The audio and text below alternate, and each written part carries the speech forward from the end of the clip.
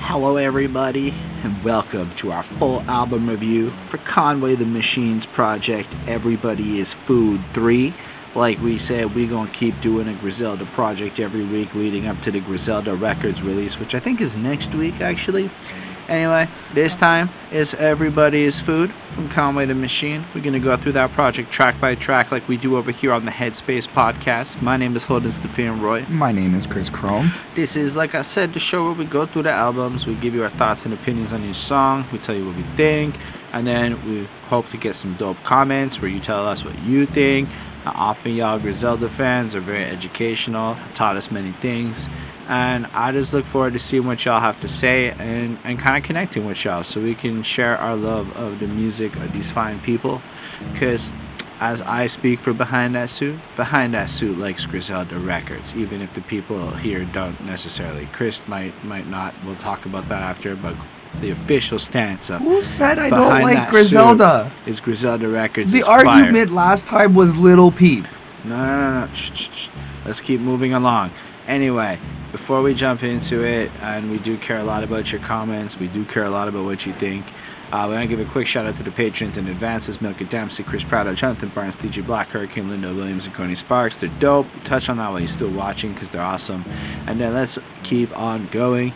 Chris, what album are we talking about today? So for this third Headspace podcast bonus review, what he's trying to say, as Everybody is Food and 3. Since you guys may not care, this is the third one in a row we're recording, but for you, it's just another episode getting put out on another day. Still, I have come to really like Griselda Records' sound. Conway the Machine, Westside Gunn, and Benny the Butcher just bring a energy and a confidence and a swagger I've come to be really into listening to. So this is the part of the show where we like to contextualize our familiarity with the artist. Basically, in 2019, we discovered Griselda Records. By the end of 2019, Griselda Records is the dopest. There's just the overall sound to me. Like, here's an example. I hit up my elliptical this morning because now I'm a guy with an elliptical and I'm going to use that shit. And I'm pushing it on that elliptical and I'm feeling the sweat and stuff. And I was listening to Tech 9. It was aight. It was good elliptical music, but it wasn't like great. Chris Calico came on. Not the best elliptical music for me. It was okay. Then I put on Conway the Machine. It's just like my strides per minute went up because Conway made me grind harder. That's the kind of impact Griselda Records, because in grind music, I'm a guy on the grind.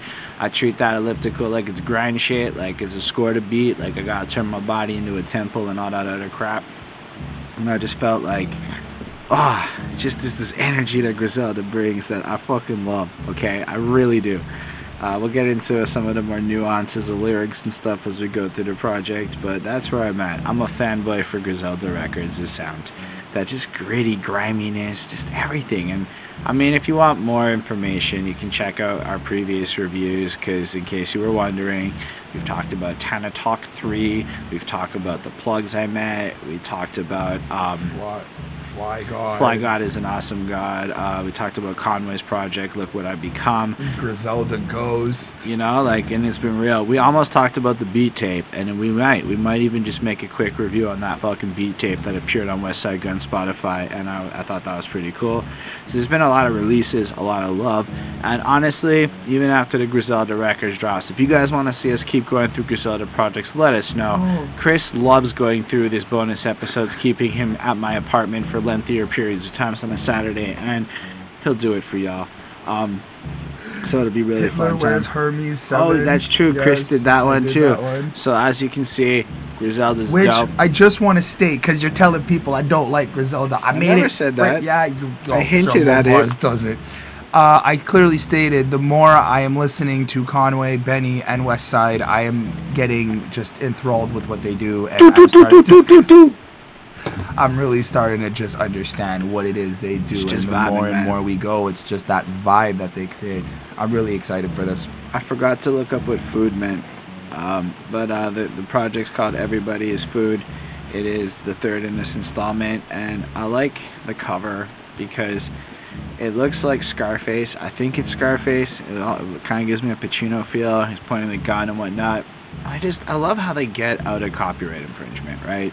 So you got that like over his face. It's basically Conway in a ski mask in his face, kind of in kind of in the background, like it's a reflection back.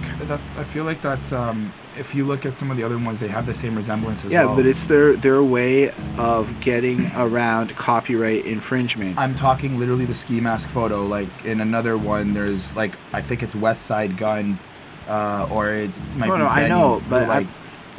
I'm hearing what you're saying. Right. I'm not arguing with that. I was just saying it. I can't figure out what F.O.O.D stands for, but that's fine. If you can find it, that'd be cool. I should have looked it up ahead of time. I wasn't that worried about it. I was more interested in it, but I just like how they dodged the copyright by having those pictures interloped on top of actually copyright material, because it's the literal definition of transformative, and it's really cool to me to see that go through. Plus they're all mixtapes, but I bet with like the Griselda album, the shady money will help them clear anything that they need to get cleared. Anyway, you ready to get into this? Into this little 8-track experience. Let's do it. It's called E.I.F. Everybody is food. Yeah, that.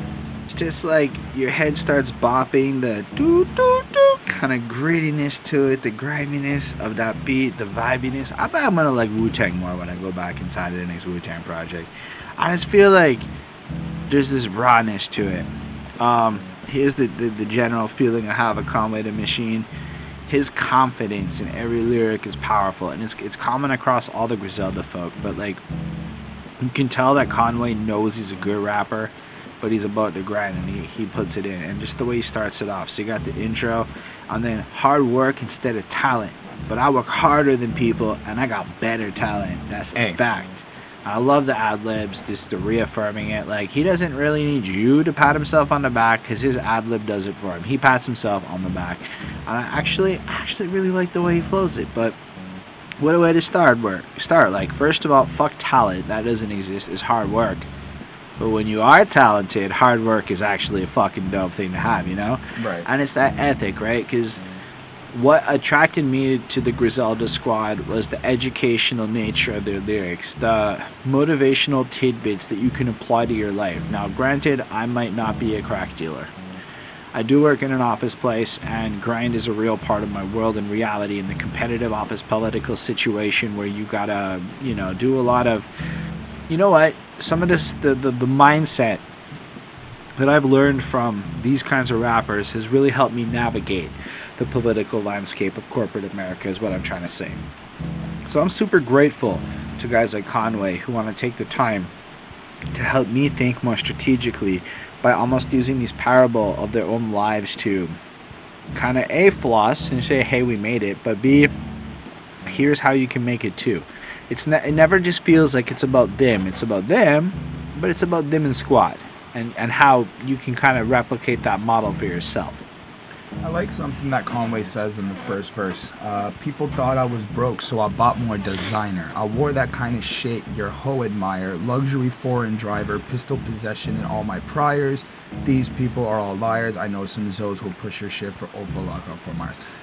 I like how having designer clothing has become such a status symbol that and I feel like Conway doesn't really give a fuck about it though. Not at all. But he knows that if he has to prove that he's got money, he'll just go out and buy whatever designer thing, which doesn't bother him because he's got money, and it'll also give him the views he needs, the clicks, whatever, because y'all blindly follow these things. Which I appreciate, and it's the attitude of it that I think is cool, because he's saying, this isn't important, but apparently it's important to y'all, so I'm willing to adapt myself to the circumstances to get the end result I'm looking for. That's some real laws of power shit. The book my laptop sits on in these episodes is the 48 Laws of Power, because it's a really great book, and when you read that and you listen to the mentality of a guy like Conway the Machine, it makes me feel like he's read that book too. And I just kind of like the way he flosses through with the chorus, everybody's food, I told them people, they ain't believe me when I said it, I showed them. I put the Yoda in the pot, put the soda on top, make it lock, none knots won't fold, ma. And it just repeats it. And, the second part has a different part. We got extendos in the Glock. If it's drama, let me know. We pull up, hop out, put holes in. And it's just this braggadocious. We really live that life, so we really about that shit. And if you really want to question it, this is the consequence of the action. Not so much, not just braggadocious, but I also think he uses it to solidify how real they are. So somewhere else in verse 2, he goes, meals in different countries without an album on the shelf, already did it on my own, homie. Now you want to help? It's like, to really think that is there an official Conway album, or are they all just EPs? I'm pretty sure the first album was Look What I Became, which just came out. So when this dropped, there had been no album. Okay. So, it's cool to think that, like, he's also standing out here going, y'all are busy making albums, we're just making content. We're just making projects, and that's giving us the income that we need. I look at it where he's like, we treat the quality of our work regardless to such a thing where what we put out is so good that we haven't even put out an album yet, and people are pushing it and believing in it and purchasing it, or at least he hasn't put out an album yet, and everything he's done is so hot that, like, almost like, just wait for the album, because when it drops it's going to be the real shit. But in the meantime, you can put out whatever the fuck you want. You can put out content. I put out quality. Is kind of that's how I took that kind of shit. And I think he's also bragging about the fact that he treats this game like everybody's competition. He's going to eat anybody that he's coming from, you know? And I just feel it in the way he raps, just the energy that he puts forth, and the fact that he has this crazy tight, upbeat, quicker flow. It's kind of off time, but it's really enjoyable to listen to. And again, the attitude is just perfect, you know? And then he shouts out his boys. I was broken on the come up. I ain't have nobody but myself and Derringer on West and Benny. And then it's like, okay, so he has his peoples.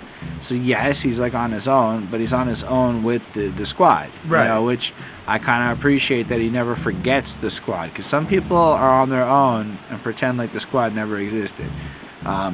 Anyway. And really, we apparently the best of semi. I like that too. The best, the semi, because it's like the halfway. I don't know, but like also with the gun, but also like, you know, we're pretty good where we're at with it. I got it with me. I'll air him with the skirt and spin him when it hit him and it's tearing in his flesh. But I'm apparently a threat because they compare me to the best. But who really fucking with me? Because I ain't hero person yet. And I really appreciate that, right? Because I guess the consequence of this move is people might be shifting. Have you not noticed how the sound of hip-hop has been shifting towards this more lyrical flow? Yeah. And if you look at a Conway the Machine, he's clearly not trying to do this auto-tune zingy shit. He's just dropping some hot shit. I guess the streets is picking it up. People is jumping on it because it's got this more authentic feel to it than a lot of the flossiness. We're coming into an era where music trends are changing because it's about that time of the decade.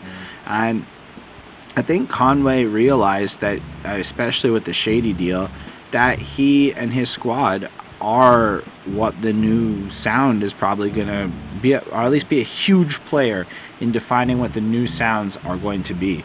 So I like the fact that he has been able to kind of modernize this retro feel and just drop this crazy, energetically dope track.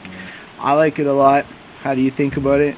I do enjoy it. I do think that it really kind of sticks with the whole feel that I keep getting when it comes to Conway and Griselda themselves. I like how when he was addressing the whole designer, again back to the designer line, I like how he understands what product marketing is. In the sense of like himself as the product, not only is he the rapper or whatnot, but he knows what the fans want. And it connected to a line of what West Side Gun said on the last project that we did, Griselda Ghost, where he goes, I think it's something like, all I need is a gun and a loyal fiend, in terms of like having that clientele come back. Well, I kind of put that as like the clientele's coming back because they have the really great product, so they keep getting it in.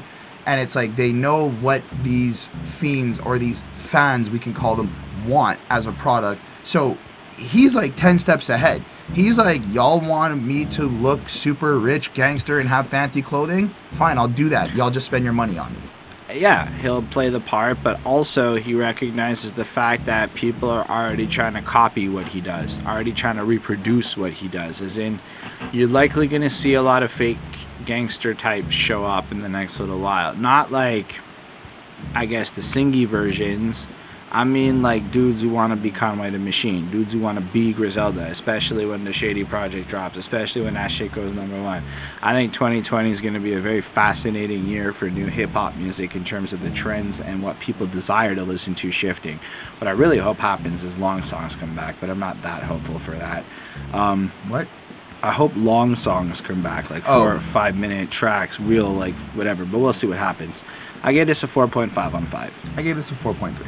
I also love the beat. I just think it's well put together. I think their beat selection is absolutely ridiculous for consistency. I've come to just accept the fact that anything Griselda does, the beats are always just great. And they're all going to be really similar, and they're all going to be similarly consistent, and that's actually really dope. I find that they're similar, but they're different in a way. Like, every beat has that similar, I guess, tone or vibe to it, but they all sound different. Yeah, they're all like, different. You know they're different. Like, but, like, it's, like, branded with, like, the Griselda stamp in just the sound of it, which is really cool. So, the next track on the project is called... Started from the basement, now we're here. That was awful.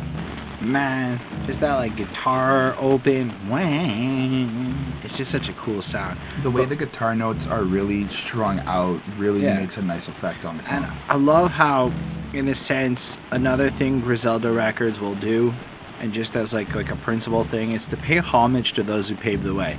If you're a crime rapper, I suppose to some degree or another, 50 Cent is going to be... If you're a crime rapper from New York, of all places, whether it's the city, NYC, or if it's in Buffalo, 50 Cent is bound to be a name you're going to have have. Now, I've read the 50th Law and learned a little bit about his life, and when you hear the little quote at the beginning where you can hear the song, I think it's Many Men is playing in the instrumental, kind of just driving home as 50 talking.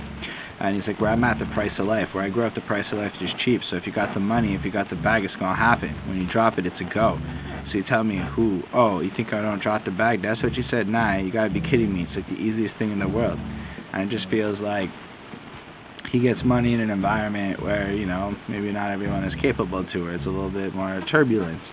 But the idea of where I'm at, the price of life is cheap. Yeah, that's really interesting. Like, I don't know how to interpret that. I don't know if it's like it means that people don't value their lives. Absolutely. Okay. Or because like it's like if you're in an environment where death is so commonplace that, like, I guess if you look at like Chicago statistics, right? Like, what is it? 1 out of every 5 black men dies before 25 or something like that. Like, there's crazy statistics. Like, you almost brace yourself psychologically to be willing to die. And so on the flip side of that, when money gets involved in it, you're probably, at least for the average person, going to want to live it up because you don't have that long. So it's kind of like, because the way I interpret it is like, once money and things start happening, you no longer value your life. But you're more focused on money. You can also flip that up and be like, and literally to kill a person or to take care of things, the price of life is cheap on both ends of that. Like, it's one of those really deeper, it means a lot of things at the same time lines. So I thought it was a cool, like, preface for the track. And then, you know, he starts off again, you know, I don't drive nothing basic, 200 for the spaceship, who wanna race it, paid 100 for the bracelet, another milk coming, I can taste it. And I like that. You know, he's got success, but it's not over yet. He can feel like further success coming. That type of determination is what really aspires through a lot of their music. It's the fact of it's never enough. Or the visualization that he delivers in the next part. I'm a legend, let's fucking face it. You'll find murals of my face in a dozen places. Facts. I'm from the bottom. I'm from the basement. So when you say I'm the illest, that's an understatement. Which I really like because it's amazing. I like how, like, they're known worldwide. They've said that. We know this. But I like how he goes, I'm from the bottom, I'm from the basement, as if like you really get this picture of them like recording in the basement and starting there, and also like lower. People who are in the basement literally are sicker in a literal sense, but also you get the sense of the iller, the darker environments, the basement, the grunginess, from the bottom dredges of life. Yeah. But it's more, to me, what I find incredible is he knows where he comes from, he saw where he's going, and in his mind he's already there. He can see the murals, he can see the future, he knows what's coming, and that's boss shit. And that's the type of shit I practice in my life. So to hear that in him is just amazing. Bodies dropping in my city, you'd be amazed. I would be, because I'm in Montreal where bodies are not dropping like that. No BET Awards, no VMAs. Fair enough, eh? It's pointing out that, like, that geographical situation is something I can relate to. From a music sense, Montreal's a hard place to pop off because of the facts of life, of the geography of the situation. If you're in a city like New York City, it's different than, let's say, Buffalo. Right. When y'all people 17 selling a key a day, jack boys jumping out your bushes, you gonna see a kid, y'all 4 in the morning sipping E&J. It's just kind of getting this flyness to it, and he's kind of observing the youth and how they're behaving and how they're operating, and I guess comparing it to where he's from and what his squad would do. Well, that's what I'm saying. That's what I was gonna say. Y'all people 17 selling a key a day. It kind of sounds like when he was 17, he was moving more than keys, like just one key. He was like really on that big money baller shit, which is really dope. And I like how he's addressing these things without really having to say them. He's kind of just like, I see what y'all are doing and I'm not really impressed. Like, I was doing way better at that age. So that was really cool to me. All right. Basically, but then we go into the chorus, shit getting spooky, homie. It's an interlude. The interlude. I meant this. At this point, this shit's effortless. I like the little interlude. It's kind of like, I like how he addresses things are getting spooky because it does have that feel on the instrumental. But also like that the spookiness is how easy it is, right? Like, he's what do you this mean? Shit getting spooky. I mean, at this point, this shit is effortless. You know who run this shit.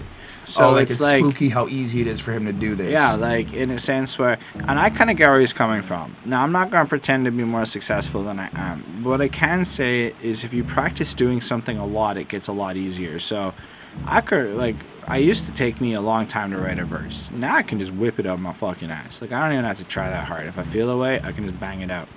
I'm not saying it's the best verse ever. Hell, you might not even hear some shit. My point is, you can tell that Conway the Machine has put in that level of effort into his life, into practicing his craft, into developing this, that for him, it just rolls off the tongue naturally like that. Like, it just flows. And you can hear it in how every syllable is crisp and clear, how every syllable is placed perfectly on the beat. And I feel like a broken record, because every time I talk about the album, I keep finding the exact same amazing qualities time and time again. And the amazing part is that it's so consistent. Like, Griselda Ghost is like a 4 years before this, or 3 years before this album came out, right? And it's equally as consistent and dope. Right. And I bet every project they released in between is equally as consistent and dope. Anyway, I like when he's like, don't come outside if you ain't got your blicker, you ain't no killer. In one summer, shooter popped 4 people. I was shot in my top in the West, dropped those Hitlers. I didn't actually catch that line first. Is he literally saying that, like, he got shot in the head as Westside was doing the Hermes? Yes. That was crazy. Things were going off. He got shot outside of a club. That's why he has the lisp or whatever, and why his face is kind of how it is. And he's also pointing out that I got shot, I took this situation, and that was happening while Westside Gun was delivering, I guess. Griselda Ghost was released in 2019. Oh, no, that's the remix. Anyway, re-release. And I just think he's putting out how real he is. It's just, I like that shit. It's like, yo, stop flossing guns if you're not a killer. Like, just stop doing it. It's not a joke. I've been shot. Don't come at me like that. And I just like that level of stuff. Like, I don't know. And then he just ends on this thing where he's like, hit the person in his melon. Where'd your top go? Woo!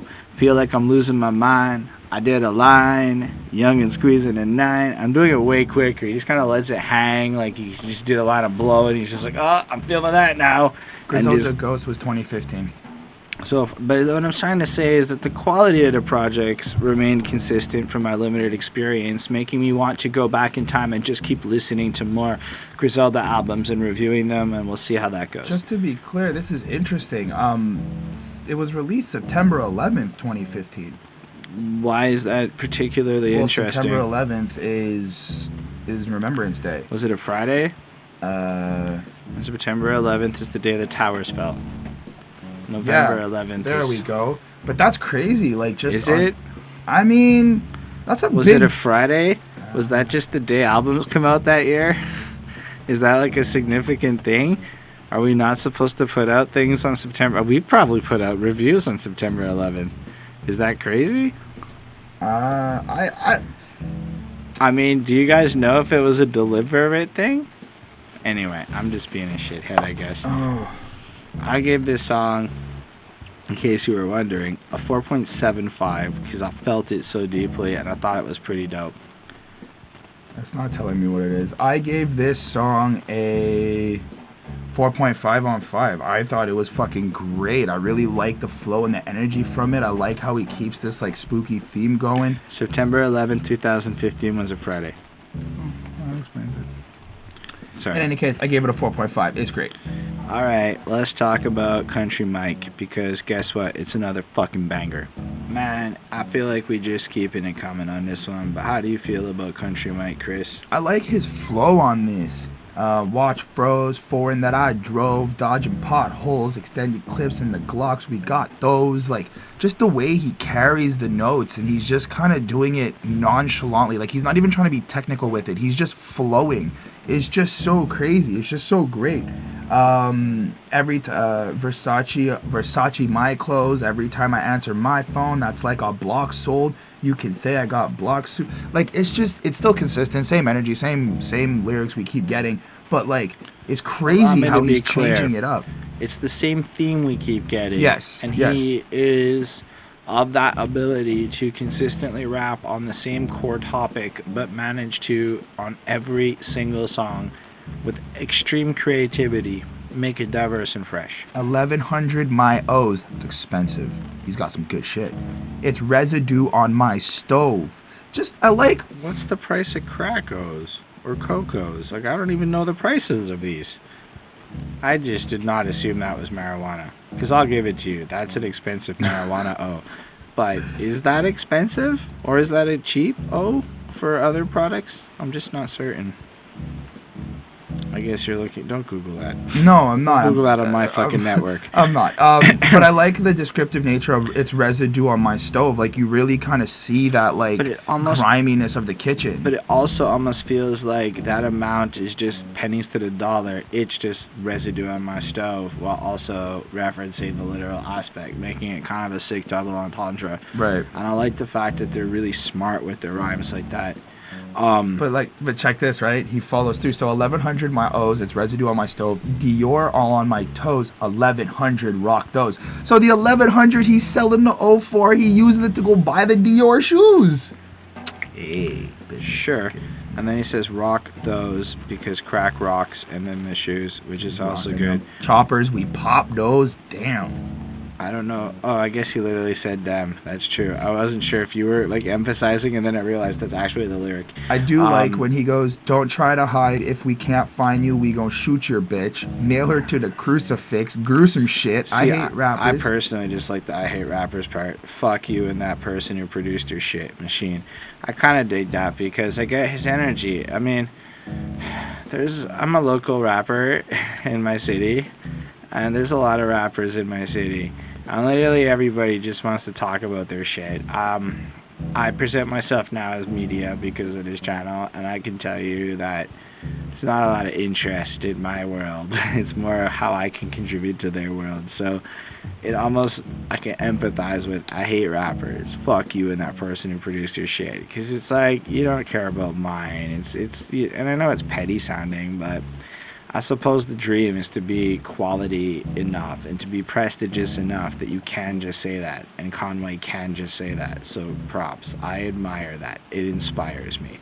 I want to be that, you know? You know, lately I've been getting a lot of hate. Raise it to the side of your face, you violate. Blue $100 bill, sniffing coke on Versace plays. Think about all the commas I'm gonna make when I create. And I like that. He gets hate, he does his thing, you know, gets a little coked up, visualizes for his future, and goes out there, makes another track, knowing that that's going to make him another stack. And I really like the fact that he equates the fact that he's able to both create and use that outlet to do that, but simultaneously make stacks on it, which is really dope. And what I like is how, so a lot of the music that I listen to, right, this is only based off of what I listen to. A lot of the drug music, I kind of hear, like, you know, snorting lines off of broken plates and all this kind of a grimy thing. I like how they're, like inputting that they've always been rich. They've always been lavish. And everything they have to do is, like, somewhat... Always is a bit of a stretch. They just want... I feel like what they come from a bad place in terms Right. of poverty, but they, prior to rap music, were in a good enough place that when they come to rap music land, they already desire / live this posh life, because it feels like ghetto posh. It just feels like we're gonna do fancy shit, but it's Right. also really ghetto. Right. Well, I guess that's what I'm trying to say. Like blue $100 bills, sniffing coke off Versace plates. Like just the fact that it's like Versace plates. Like just I know, when you it's think so of good. what it It's is. so like, That's what I'm trying to say. It's just like, wow, y'all but were on the really out same here time, doing this, but the being at fact this that type you're of sniffing coke on a Versace plate probably means you'll make more money off of sniffing coke than if you just, because that's a meme, that's a picture, that's a post, that's a lot of money to be made off of doing it on a Versace plate. It's like, here's an example. Gucci Mane got like a $500 haircut, and people made fun of him and shit. That Instagram post got retweeted 50,000 times or something like that. Gucci Mane made a lot more than $500 on that post. So just to extend that, I was watching the Brilliant Idiots episode with Black Youngsta, and Andrew Schultz was asking him the question, like, how do you keep your fan base? How do you do stuff? And Black Youngsta kind of responds with like, dude, Andrew goes, how do you know when you make it, or like when something's actually working or gaining traction? And Black Youngster responds with, bro, if you become a meme, like, you've made it. So you just keep it's kind of like there's that, and I'm just saying this just because you brought up like memes on how Gucci, and I'm just trying to emphasize like it works. Yeah, but I think it's more the how you become the meme. So in this case, it's the deliberate lavishness of it all, right? So Gucci Mane paying $500 for a fucking $5 or $10 haircut is the equivalent of fucking snorting a line of coke on a Versace plate. It's completely superfluous. Plus, you're using fancy ass $100 bills. Like, everything about it is superfluous. But by being superfluous, you attract enough money and attention off of a situation that it's actually just good business. And I think a lot of ignorant people, especially in middle class America, miss the point on the great marketing they could be learning from hip-hop like this. But then he flips this shit. If you ain't got a body, you probably can't relate. Country Mike died in my face in 98. Gun was in the yard, not on my waist. That was a mistake. Rest in peace, my man. Which I think is really cool, just to emphasize, like, look at where we come from, look at the atmosphere we were around and everything, and the fact that not having his gun on him was a mistake. It really shows that, like, and you like get this, like, I learned a lesson situation. I learned a lesson. I learned that if you're not prepared for the worst, you could lose your boy, and that is the consequence of it. And almost like that situation that took place, that really painful thing, the opposite of sniffing coke off a Versace plate went down, allowed him to maybe be more vigilant and aware. And again, it's just telling you this little anecdote from his life to teach you to be prepared, you know? And then following it up with, yeah, I get hate from haters because I'm making paper. Fucking people, I did it my way, now my cake is major. Hit your face with a razor, I slap my stick like I play for Sabres. And I love the fact that he just brought up the Buffalo Sabres, because that's a hockey bar. And you don't get a lot of hockey bars. And I'm Canadian. is it, It's the Buffalo Sabres, dog. whoever wrote it wrong. I don't give a shit. He's hockey stick, playing for the Sabres. They're from Buffalo. Come on. It's a hockey bar. I caught a sports bar. I felt proud. Anyway. It's actually Sabres. That's Sure. Sabres, Buffalo. You're reading a Sabres. Genius page. I literally looked it up on Google. It's the Buffalo Sabres, 5th in Atlantic Division. I'm looking at all the different football things right now, or the Senators, the Wild, the Panthers, the Lightnings. Is this hockey or the Yes, Blackhawks? it's fucking hockey. Oh. Are you? What kind of Montrealer are Bro, you? I don't follow hockey. Don't even do that. Are you fucking kidding me? I'm that Montrealer. Oh my gosh. I mean, you're killing me, dude. So the Buffalo Sabres are a professional ice hockey team based in Buffalo, New York, is the first fucking sentence on Wikipedia. Stop looking at pictures and read, motherfucker. Yeah, I went there. All right. You challenged. You should know better. I'm looking at You're pictures. a Canadian. I'm literally right here. I got the wiki thing right here. Canadian. Doesn't mean shit. Your I don't have to care about obligation hockey. to know the team names is real, okay? Don't be an embarrassment. Who the fuck said that? Canada. It's part of our culture. There's like 5 things in our culture that aren't American, because we basically stole American culture. Fight me on that, Canadians watching this. All these rappers stealing my lane, I made up. Fair enough, but you kind of, or Wu-Tang in it. But I feel what you're saying. I'm who they say is their savior. I feel that because you bringing some new shit down. Anyway, it's a pretty great track. It is, and I'm gonna give it another 4.5 on 5. I gave it a 4.2. Chris hurt my soul with that Buffalo Sabres comment, because it was just sad that he doubted the fact that I recognized the hockey team being a Canadian. Richest in the city in my spirit. Oh. That's what's up. Arf, arf. Spoiler alert. Earl Simmons is like one of my favorite things in music, so it was very cool to hear DMX being DMX at the beginning and at the end of this track, because that's what we start this off with. Just DMX, like, fuck, man, people don't fuck with me. They can talk all the shit they want to. I'm good. People even got within 2 feet within a knife. Can't be serious. You know, it's kind of, again, pointing out when people are a little fake, a little shifty in this world. Mm-hmm. And then I like how we get the DMX sample, and then the verse starts with "Don't try and hide, boy, cause we'll catch you." But the drop album of the year, that ain't even pressure, that ain't effort. Don't make me DMX you. You see, and you see with my dog at war, cause he'll stretch you. Where my dog at? And hey. I'm like, yeah, DMX is where my dog's at. It's a good song. Plus DMX did album of the year. Plus, and I'm like, yeah, go Conway. You making me happy here. You know, putting holes in your body. You're gonna see a stretcher. I need a milli at the deal, and I ain't seeing lesser. So he'll take you out. But again, that quality bar. So I need a milli, or I ain't seeing lesser. Is wisdom at you. It's saying value yourself. If they're gonna give you $1 less than what you are worth, do not accept the deal, for it is not a good situation. I need check cut. My bitch look like Aaliyah in the Tesla, and I like that he's rapping Tesla. It's an interesting concept, though. I apologize for cutting you off. The fact, like how you say it, if they offer you $1 less than what you think you're worth, don't take the deal. But I guess that's really based on that decision you make of how much you're worth in that moment. No. Like, if you ain't really got shit and somebody's offering you X amount, I mean, then you're a whore. Then you're not worth anything. If you don't know what you're worth, you're not worth anything. I mean that as crudely as it comes off, because you know what? I started to realize what I'm worth, and I can tell you something. I know what my corporate America job value is, but I know what my worth is as a person and the value that I can bring to a situation. And when you start to realize that, you go, I don't really know if, like, here's an example. In Montreal, it's a common practice to pay $50 to perform at shows, because for some reason that's normal on the low end of things.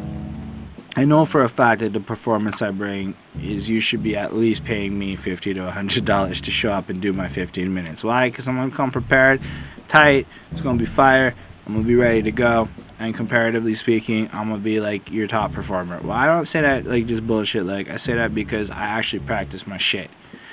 Not like everyone else. So, yeah, if you're going to buy your way onto a show, perhaps you're not going to put that level of effort in. But if I'm good enough that you're going to pay me, it's because I'm going to put that level of effort in. And I feel like everything psychologically flips into it. So maybe it means I don't even perform again because nobody wants to pay me. But on the other hand, I'm not going to be a bitch again handing over money like I did a couple times, because it's not a good deal. And you know what? I do get the opportunity to perform for free. I don't get paid, but I don't have to pay. And so that's an interesting way to look at it. But if I were to just pay for it, I don't know. That's not proper. That devalues the entire situation. So if you don't know what you're worth, I guess you're not worth anything. So increase your value. Get your skill set up. You know, all that shit. Which I think is the overall mantra of what a Griselda Records brings to the table. Overall, some druggy shit comes in, which is pretty good, you know. Might take her to freeze her neck up. Flyest person in the room. I'm used to being fresher. Doors up to the genie. She'd think I'm being extra. Or leaving the spot back up. I go and see Vanessa. Sorry, I guess that was girl shit. And then I call my person, pack to cook it when I need it chefed up. 2,000 for my... You know, it's all fine. Well, I actually like 2,000 for my pair of shoes. Person couldn't walk a mile trying to wear my shoes. I'm that big dog. I like how... He's first telling you, like, you wouldn't be able to walk a mile in my shoes, period. You wouldn't be able to live through the things I did. But I like how he's also throwing in that 2,000 for my pair of shoes, where it's like, you can't live in my shoes even at the expense of what I buy them. So one, you ain't rich enough to buy the shoes I buy, and two, you ain't strong enough or maybe a man enough to even walk in my shoes, even if they were like bought from whatever low-end store or something. I like the way he's putting it, I like the way the outro flows through a lot as he's kind of putting out how he's coming through, Shady Records, album's coming. But I like the confidence in knowing he made this Grammy shit cool again. And he's like, look, man, y'all can say what it is, but I brought this new wave of cool in, you know, and when I really feel it. I feel this coolness. I feel the energy. I can't think of anybody else doing it as well as they do. And I'm not saying that there's a lot of players in this, right? And there's a lot of dudes I like that do this style, but I do think that these guys do it the best. Just to add to that, and my final point, just to continue the line, I'm the big dog. I'm compared to who? I'm the richest homie in the club, and I ain't wearing my jewels, but these bitches still stare line. I fucking love that line. Prepares to lose. Now, I saw a photo on Facebook, and I don't know if this is real or not, but it's a picture of like all these rappers together, and there's Jay-Z there, and there's somebody else there, and the quote of it goes, the two of the richest people in the room, and they're not rocking chains. And yeah, because it's so poor people shit. No offense, man, but look, I say this not knowing if the meme is true or the photo is. No, it's facts. I can tell you straight up that is how it is, because rich people are into minimalism. It's a flossing of wealth. Like, you're so rich, you don't have to prove it. You can just walk into a room and motherfuckers know it. And in a sense, I try to live my life like that. You know why? Because DMX. Bring it back to that shit. There's that classic line, how much your watch cost, you just got your watch lost, or however he does it. Right.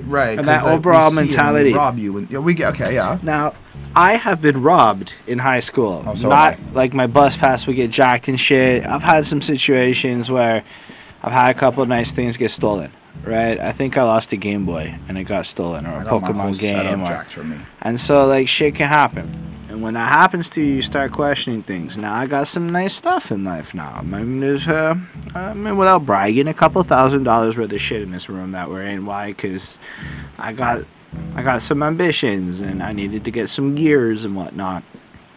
So, in general, though, I realized if I start walking around as a rapper in my city, rocking all this money on my body, it's going to look away. And maybe I'm going to attract a certain kind of attention. But what if I walked around ghetto ass looking, rocking my Old Navies? Like, this is some Old Navy. This Old Navy. Sweatpants I'm wearing, because you can't see my bottom, so fuck it, it's a Saturday. Old Navies. You know why? Because the shit doesn't cost a lot of money. You don't look like you're worth a lot of money. These glasses, I bought them on the internet for $30. Now, there's another side to this. People who don't waste their money on jewelry money and bank accounts and shit. I got a good amount of money in an RSP right now because I've been doing some grown-up shit for a while, and I look around the room, man, and you'll often find that outside of cars, where rich people really do floss, when it comes to like fashion and attire in the business world, the richer you are, the simpler you dress, and the grandiosity that comes with chains and shit, because there's no real value to it. Like, you're not making money on this situation to get a custom fucking chain made or whatever. It's just, it doesn't look like wealth. It looks like new money. It looks poor by comparison. It looks like you've got money and you don't know what to do with it. And I don't mean that to insult anybody's fashion choices, because we all got choices and shit that we make, but I don't know, even with a lot of money, that I would have a out there look. I might buy some Hermes because it's a fat age, but other than that, it's for real. Hermes is a fat age. It's hard for me to resist it. But like, I would have like a pair of Hermes loafers at home, and you might see them in a music video one time. Right. But like, you'd never see me wear them in the streets. I would wear my Winners, which is our little shitty store, whatever $40 pair of shoes I was wearing. TJ Maxx. Yeah, that kind of stuff. Anyway, that was fun to talk about, actually, I suppose. Winners and TJ Maxx are the same company. Fair enough. I'm glad we made a parallel. The outro is also cool because it shows how fake everything is. I mean, DMX's outro, where he like smacks about how he like knocked out some studio executive, he won't go back there, and it is kind of fair that these people, especially a bunch of rich corporate fuckers would talk down to a bunch of guys like DMX, not respecting him like a man, but more treating him like a commodity. And I could see how, in a comparison, people commodify a guy like Conway the Machine, kind of making him sound like a generic part of something else, rather than appreciating him for the brilliant mind that he is, the man that he is, because of his past and whatnot. So I could see how he wouldn't be that popular at the labels. And so that was very interesting too, that he's drawing these comparisons. And so I thought it was cool, and I gave it a 4.35. It was a good song. I gave this song a 4.5. I really liked it. Fair enough. The next one is called Egyptian Cloth. Alright, Chris, how do you feel about this slower, well-paced griminess that we're getting from Conway the Machine over here? I actually like this song. I like how he's sticking with this like luxurious type of life, Egyptian clothing with the title, which was really cool. And I like how he keeps that sound. I don't want to call it the Egyptian sound. I call it the temple sound. Whenever you're kind of like in that theme, that era, that area, I like how he flows on that. And part of that is just, you never know what type of beat you're gonna get. The Arabic sounds? I didn't want to say anything. The fucking thing's called Egyptian Cloth. I figured that the Arab-inspired music played into that. That's totally fine. I'm just trying to be Arab is not a bad word. It is an entire group. It's a region. Listen, I don't want to say anything that's going to fuck me up. I say a lot of dumb shit sometimes on here. So, fair I'm enough. going to make sure. The point is, I like how he kept that. And I was just like, wow, they really just take any beat they want that they really feel, and they really just go at it. Now, it's interesting to me how Conway kind of like is going through this song and questioning why people don't, I guess, acknowledge him as being the best. And it was cool. It was a cool little way of doing it, because he's like, I've got this, and this is what I do, and why is this not happening? So we start off with, I whip the block counterclockwise. Baking soda make the product in the pot rise. So he's at work doing what he's got to do. A fuck homie I despise. I let a shot fly and push these homies shit lopside. Yeah. Okay. Still kind of knowing you're not going to be fucked with. Not trying to fuck around. You're trying to keep it on the one way. Push the Bugatti like a speed racer driving Mach 5. I really like that reference. That was really cool. How I ain't in your top 5. So right there, like, he's questioning, like, how am I this good, and how do I have this much confidence and this much like recognition that I ain't even in your top 5? Why aren't you talking about me? But I don't feel like it comes in a way where he's asking for pity or whatnot. It's just like a genuine, like, are y'all dumb? Like, that's kind of how I look at it. Like, are y'all really? I'm not up in your top 5, and I'm out here making content and lyrics and really pushing this weight. Like, it was crazy. And I feel like that's just the whole thing of what we get from this song itself. It's pretty short. It's about like a little under 2 minutes. But I do like the energy that I was getting from Conway. I do like how it was just right there, and I was like, oh, I'm really feeling this type of like, I'm rich, why aren't y'all acknowledging me type stuff. 4.5 out of 5. I definitely get where you're coming from. I mean, this is a bit of a shorter track. It's about 2 minutes long, and I feel like he comes in and he hits in with what he's trying to do. He's trying to floss on us again. And I don't mean that in like a demeaning kind of way, because sometimes I feel like I'm very repetitive. It's because I'm lacking better words to describe it. Still, I feel like the outro is my favorite part of this, with the boom boom boom booms and all of that really add that emphasis and that just like overall tone. Their ad-lib game is really on point. But fuck the Fed cops, free the people that the feds lock, wiggle at your head top, hollow head, lead pop, teardrops tatted on my shooter's face, dreadlock. Like, it's just descriptive, man. Like, you got these people locked up, you got a shooter there, and you can just picture him with the dreadlocks tatted up, ready to go, ready to do what's got to get done for Conway. Shoot you where you stand. That's what's got to get done. That's your motherfucking bed spot, hollering that shit. Which I think is a wrestling play, because he does do wrestling bars.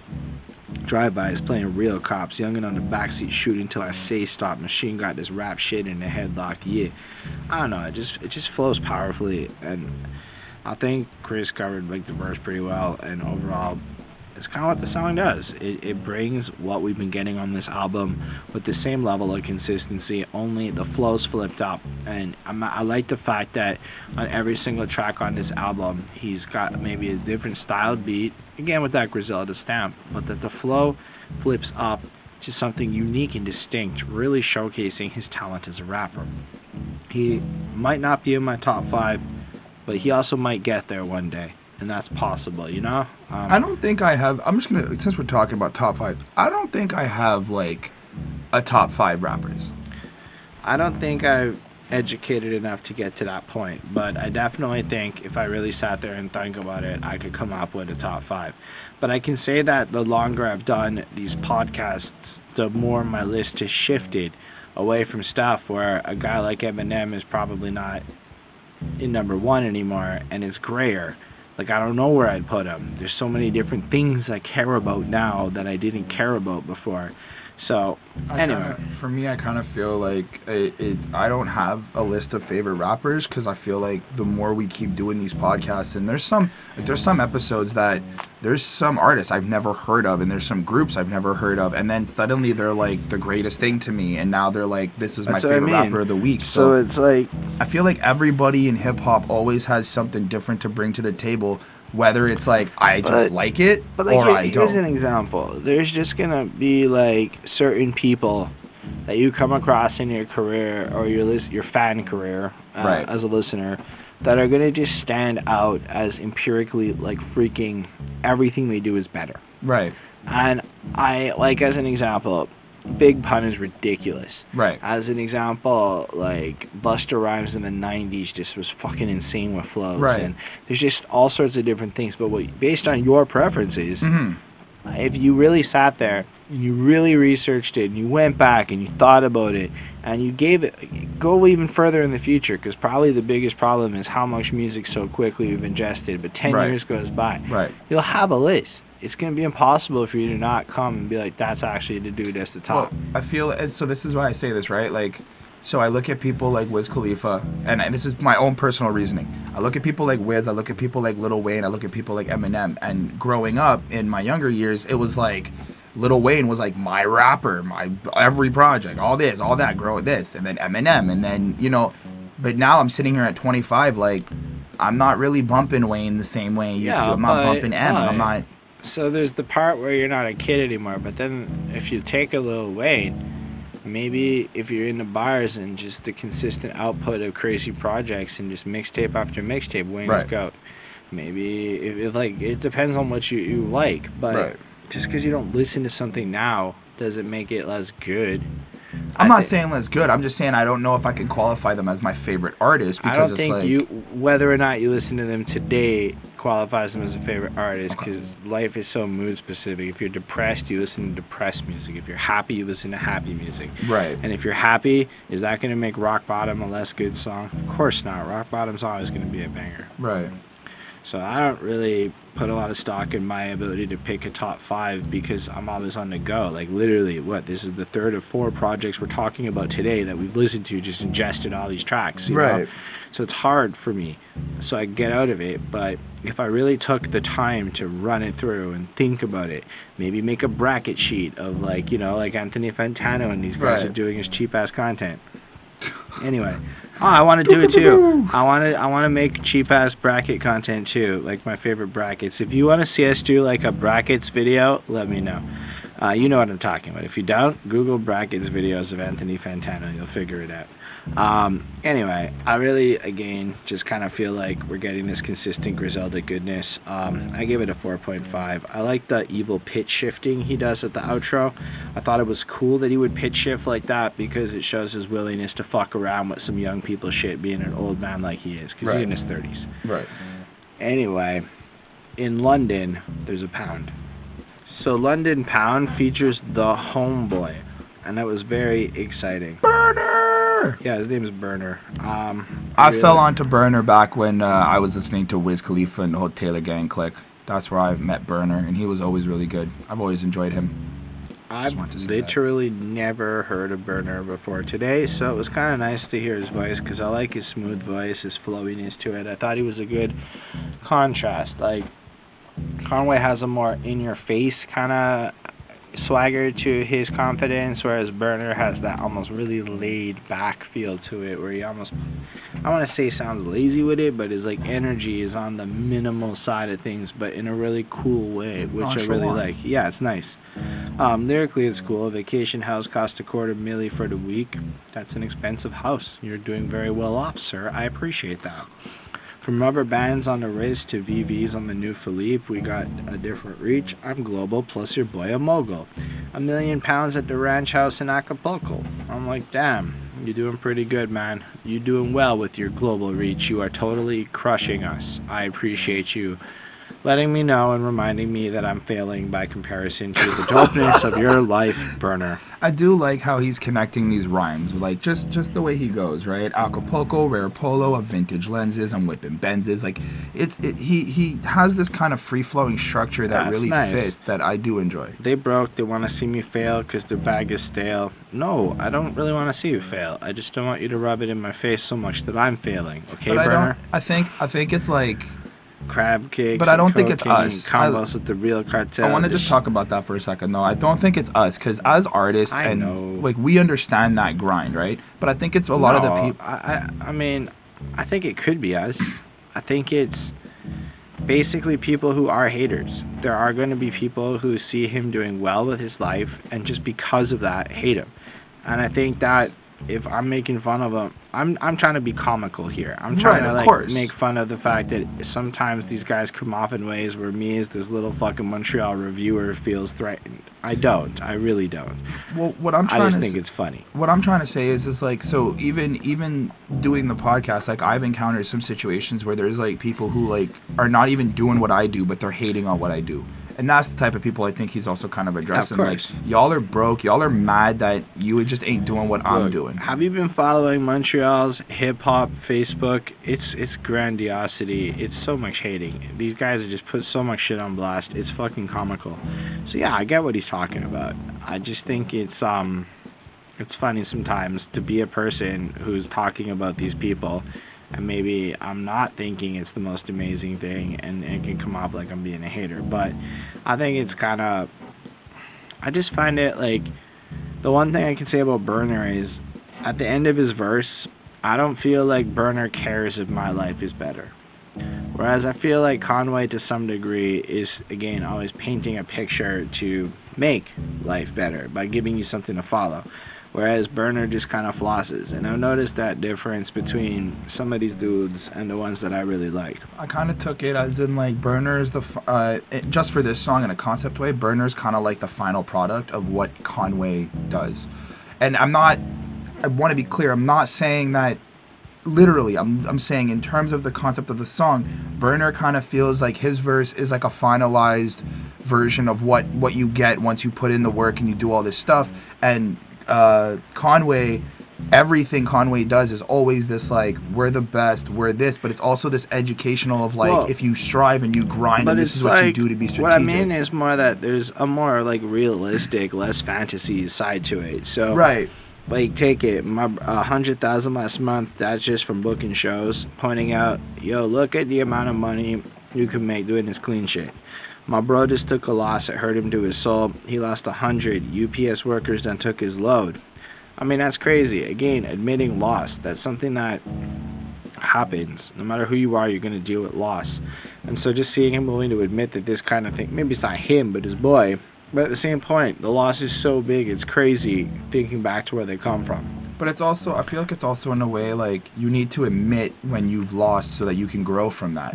Like if you keep acting like the L's ain't nothing and that you ain't gonna take any, it's like you ain't really gonna learn. Like you need to take that L to realize like how do you make it better? How do you do this? I feel like by comparison, Conway just has like a more interesting tone to the way he does it. Like now it's a driveway full of foreigns, bitch. Look at these, whoa. You people broke, I can tell. I'm about to drop this new shit and a GOAT album fail. You people talking all spicy, but how much did your album sell? Pearson, I would still have a bag if I ain't having no album deal for real. And that's that level of confidence that I think is more interesting. I'm going to put out this album. I got this thing going. It's going to be great. But on the other hand, even if I had no album, I still have money. On the other hand, how much are you guys even selling for all this shit you're talking about? And it's like, the way he asks these questions and the way he puts it, again, to me, frames thinking. Whereas Berner just flosses in a really direct way, and other people are less interesting than him, is all I got from his verse. So I wasn't really sold on it in terms of my interest to him. Like, I wouldn't go necessarily, like, look him up more, but I think he worked really well on this track. And I'm giving it a 4.5 on 5 because it's pretty dope. I as well give it a 4.5 on 5. Next track, or skit, or whatever, it's a little short guy. It's called Survival. I really wasn't sure who it was that was talking here, but it was really inspirational, because it's kind of like, yo, when you get people out of adverse situations, your mentality and how you perceive the world shifts. And when you kind of take a look at people, let's say in the hood, in an environment where people may kill you, where maybe crack is being sold and things like that, you kind of end up with if you don't do something for me, fuck you, like, what can you do for me kind of mentality, which honestly isn't conducive to middle class politeness and shit. And I think what he's trying to point out is when you get out of that, you finally get over some of the reservations and develop some trust that maybe there's just actual genuine kindness in the world and crap like that. But then you look back at the hood situation and you're supposed to have a certain degree of empathy, because when you know that struggle and how much the environment impacts you as a person, it's like, it's challenging for those people to see things the way you can from almost the privileged position of not being in that environment. And it's almost like a call to everyone listening to it to understand what certain people are going through, but simultaneously letting people in that environment know that if they can get out of that environment, they can see a different side of life, and that maybe the whole world isn't what they've seen. And I just thought it was pretty inspirational and dope, so I give it a 5 on 5. The way I kind of understood this is, I guess, similar the same way from how you broke it down. But I kind of took it as, therefore, coming from, like, these areas, ghetto, project, hood areas, if however you want to look at it, there's kind of, like, this certain survival mentality that you're just instilled with because of, like, just the atmosphere, whether it's violence, drugs, economic, however you want to look at it, right?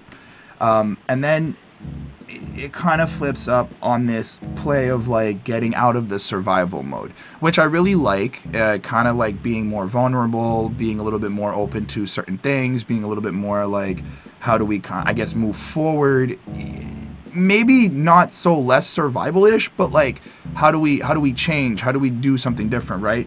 And then the way I kind of took it as well is like, and understand, you put a person in survival mode, they gonna survive by any means, and it's like, he goes, and you can't fault them, you gotta kind of empathize with the scenario, and and understand, you put a person in survival mode, they go survive by any means. And it's like, even if you are first put in this scenario or this situation where you're bred to be in survival mode, you come out of it, it's like, it's really easy to go back into it once you get into a situation.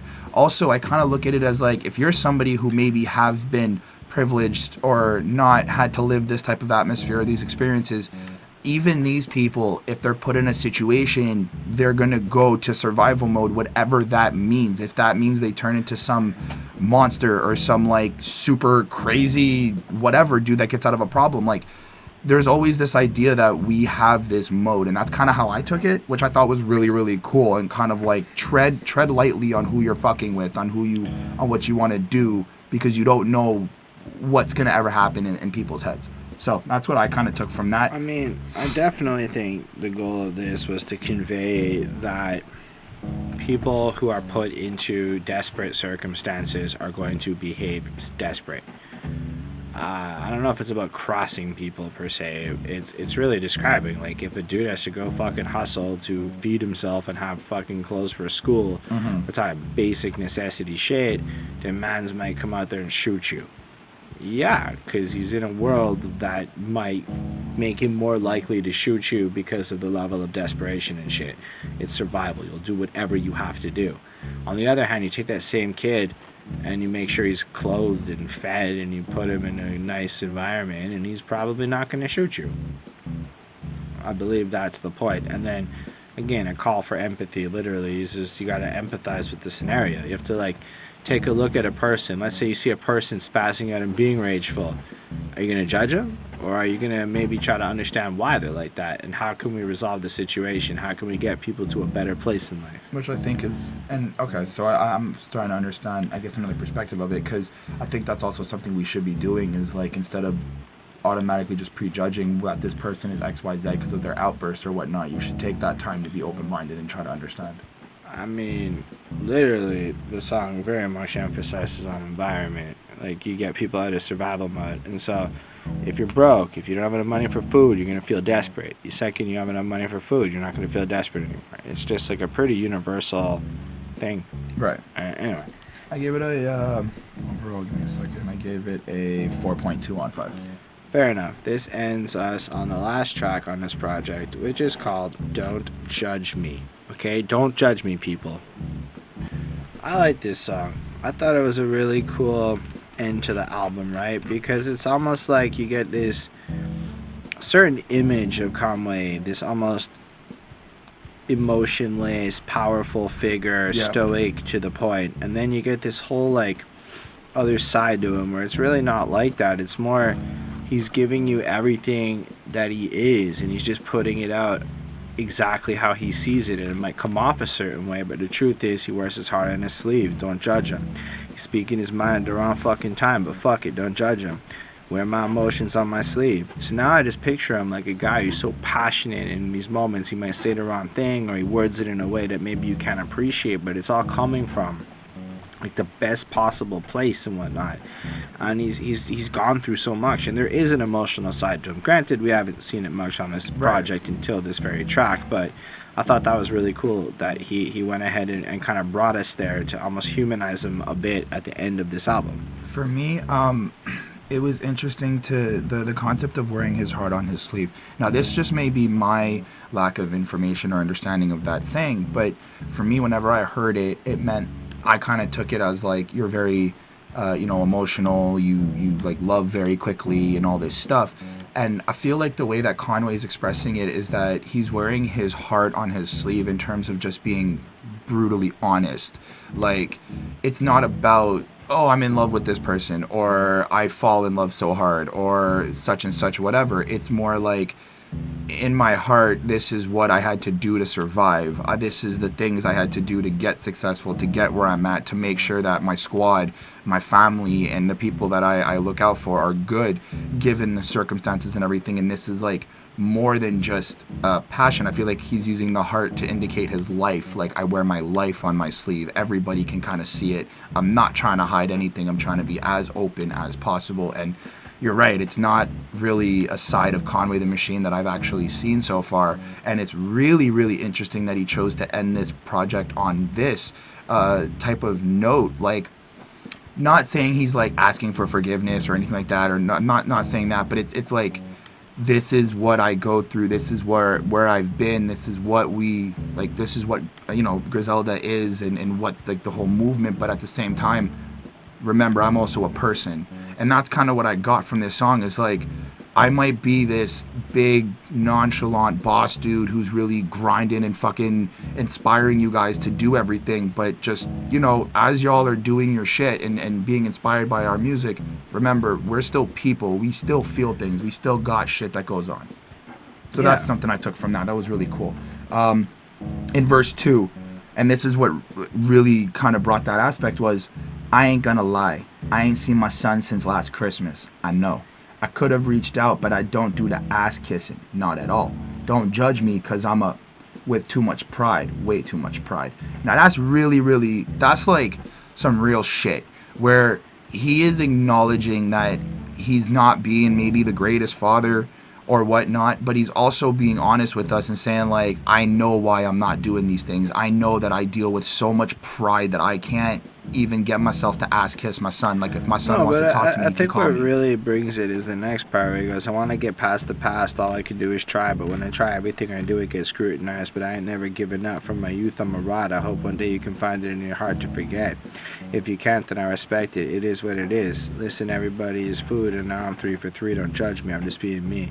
So it feels like, on the one hand, there's the angle of his pride getting in the way, and maybe he can't, his attitude complicates situations. But on the other hand, you get this feeling of there's another side to the story, Right. and other people maybe ridicule him or push him. So let's say he comes in and he tries to do it right, and then somebody triggers him, and it just kind of goes into the same routine. But the meanwhile, it's like he's willing to go through what he needs to do as long as there's a way forward, and he'll keep trying to hit it up. He'll keep trying to get past whatever it is, but acknowledging that his pride kind of gets in the way.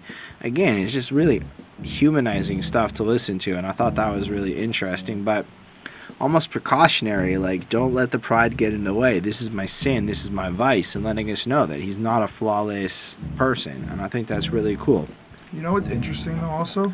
This isn't the first time I've seen this happen on a Griselda project. I think West Side Gun did it as well, kind of like on the last couple of tracks. He was very different. It was more, as you say, humanizing.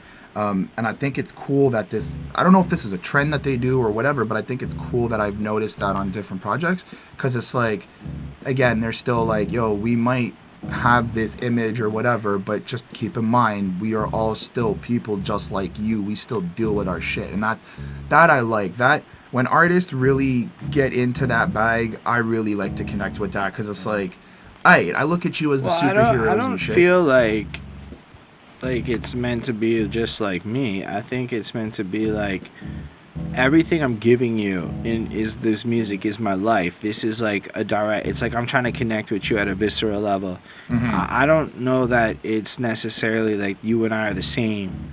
It's more to me like, look, man, I actually had these warrants. I actually went out there and did this. So yeah, my music sounds this way, but understand that it sounds this way and it is this thing because this was my life, and I'm just sharing with you.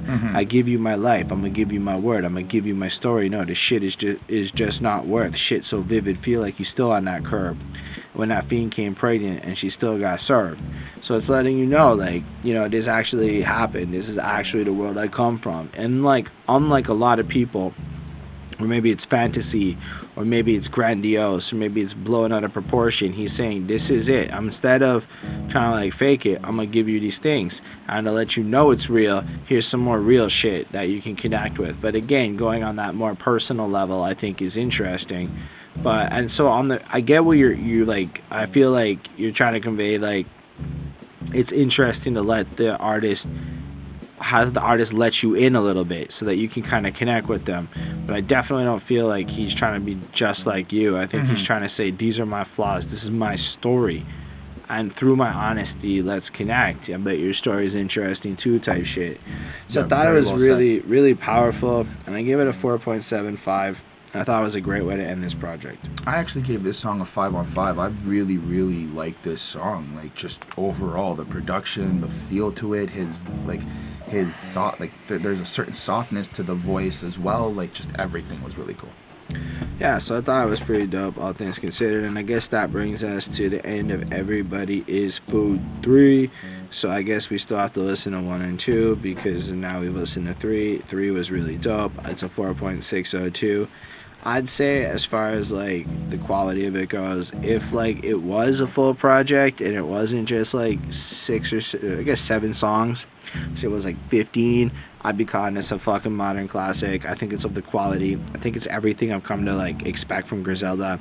Great bars, great flows, tightness, like clear lyrics. Like, you gotta understand, at a rapping level, these guys show the 10,000 hours of practice to be able to drop a finessed flow. All 3 of them that I heard. So I just have a lot of respect for the actual adherence to the craft of rapping that they bring to the table, of great lyricism. So it's such an enjoyable experience, the way they hit these beats and everything, and that's dope. So that's what I thought about this project. I gave this project a 4.52. I really enjoyed it. I'm still on the Griselda bandwagon. I'm still going at it, and you know what? I'm really starting to grow on these projects that we're gonna keep doing until I guess whenever you decide we're stopping. Well, next week the big project comes out, so they'll let us know. Next week I turn 26. I'm not here. Well, then you're missing the Griselda project. That's not my problem. I go celebrate my birthday. Well, you see where Chris's priorities lie. But next week Griselda drops, and that's what's up. And where were you on your birthday? I don't know. You were here. If Griselda was dropping, I'd be doing They the did. review. I had to do Hermes. That's not the same thing as the Griselda Shady Records album. Wow. That's like a big deal. Wow. Not to West say- Side. Do you hear this? Not to say Hitler's Wears Hermes 7 isn't an important project, but it's not the same thing to me. I'm okay. You can do what you want, Chris. You can do what you want. 4.52 on 5 for the project. So thank y'all for watching. Totally appreciate you being here with us. Feel free to leave a comment letting us know what you thought about anything. Let us know if you think Chris should join us next week for his birthday or if he should go get laid. He should go get laid, let's be real. Yeah, what? We can do both. You can tell him that too and we accept. Anyway, you can let us know what you think about all of it. Are you excited for the Griselda Records project? Anyway, like the video if you did like it. Subscribe to the channel for more reviews. Special thanks to the patrons: Ismail Dempsey, Chris Prater, Jonathan Barnes, CJ Black, Hurricane, Linda Williams, and Coney Sparse. They're dope. They helped us get a new camera, helped us get on Spotify and iTunes or Apple Podcasts and all that good stuff. And they support what we do. They also get to tell us what albums they want to see us review, so you'll see a few of those coming in the near future. And we also make music, so you can check that out on Spotify and whatnot. I put out a project called The Alternative Grind recently, and I would love to know what you think about that. I've got an album coming. That's true. And we look forward to recording our 4th review of the day in a couple of seconds. So on that note, live long and prosper, and coffee is a godsend. Oh, God, coffee, yeah.